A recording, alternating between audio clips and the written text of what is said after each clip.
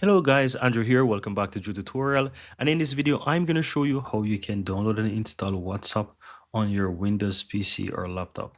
To do that, all you have to do is simply go ahead and click the Windows key in your keyboard or taskbar, and you want to find the Microsoft Store. If you're not finding it on the pin right here, you can simply go ahead and type in Store, and you'll find Microsoft Store. Go ahead and open that.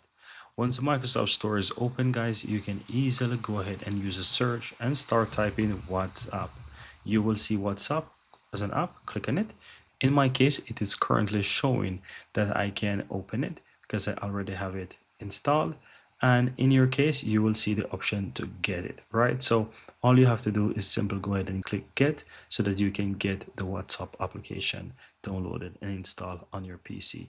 Once all of that is done, guys, you can easily go ahead and open up the WhatsApp and you'll be able to see that you can get it set up. So what's going to show you is that it's going to say to set up WhatsApp on your computer. You will need to open WhatsApp on your phone, then tap the menu, which is the three dots. And if you're an Android phone, it'll basically allow you to go to settings. What it's going to do, it's going to basically tell you to open the WhatsApp on your phone. If you're using Android, you'll click the three dots on the upper right hand side. And if you're on an iPhone, you will need to just simply go to settings. You will need to tap on link devices and then link a device. Then you will point your phone directly to the QR code that's going to show up and you'll be able to scan it. And it's going to link your phone WhatsApp to your PC.